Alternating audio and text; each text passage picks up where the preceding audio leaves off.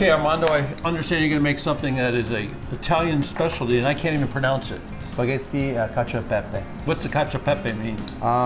It's basically the pasta that comes from Rome. It's spaghetti with just pecorino romano and Parmigiano cheese. And black pasta pepper water corns, and black pepper, yeah. Okay, so it sounds easy to make because there's so few elements, but yeah, it's a little tricky, right? It is. It has a few techniques that basically we just have to like follow to make it perfect to an extent. So okay, so you're crushing pepper. Yeah. So we're gonna just use the. So it's important to use black pepper, huh? Correct. Okay. So this is nice. So we get a nice pasta. I like to use the pepper fresh. This way you get the really perfect aroma. Yeah, it's aromatic for sure. Yeah. And I know she has thin spaghetti too. Very yellow too. Those are perfect.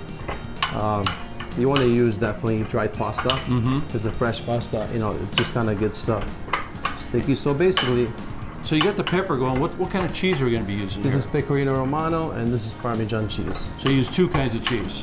One from the north and one from Rome. Yeah. So this is pecorino is pretty much everywhere. So is Parmigiano as well. So what we're going to do is we're going to do this. We're going to start with about a tablespoon per serving, like that, or a teaspoon, I would say. So that's funny for me to watch you put that in a pan. It's a dry pan. And we're going to start. We're going to roast a little bit the pepper. How's that? The pasta is perfect.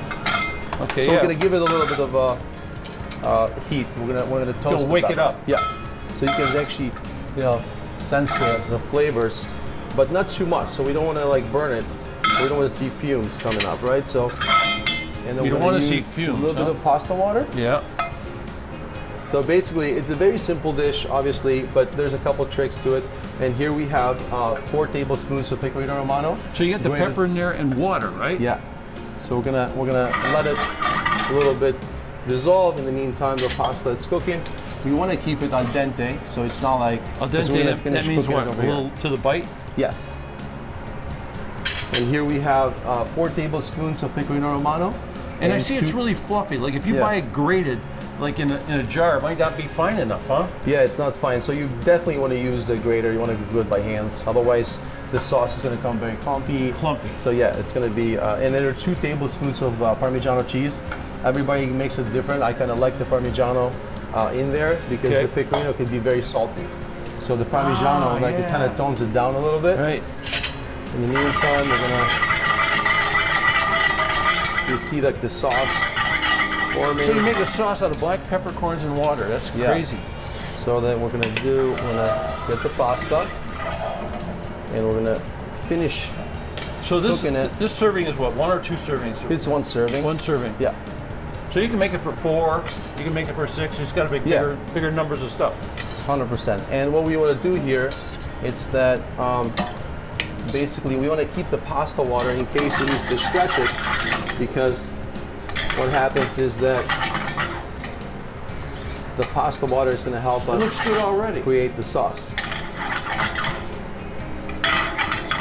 So by doing this, by mixing it, the pasta is going to let the starches out, so it's going to create like a little bit of a sauce itself. So what we're going to remove it from the heat. The key is to this recipe, it's that we want to make sure that the pasta cools off for a little bit. Otherwise, the cheese will melt. Yeah. So what we're going to do is we're going to just take a little bit of water, about 3 tablespoons, and we're going to do the sauce. We're going to mix it so it comes in a consistency.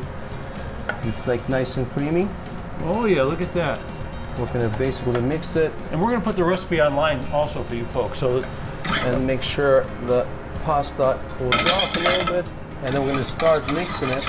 So this tweezer thing is a good idea, isn't it? It's a great idea, especially if you're doing 1 serving at a time. Ready to plate it? Ready to plate it. So I'm going to stir it. Want me to bring the plate over to you? That'll be very helpful. I did something. There you go. So I like the way you twirl it up. And then we're going to get the sauce. So you can see the creamy of the sauce. You want it to be nice and smooth. So are you a better barber or a better cook? Depends on the day. So we're going to do a little bit of pecorino. You see me looming over you here with the fork. I'm ready to go. I love it. Let me jump in there. And then we're going to do a little bit of a black pepper. All right, voila, that it. So worth waiting for, and it didn't take long. Yeah, it's just a very straightforward dish. Obviously, Delicious. it's something like you do in a weekday, very quick, and Thank you very much. It doesn't take long. So, Dragan, thank you. Thank you. Thanks for having me.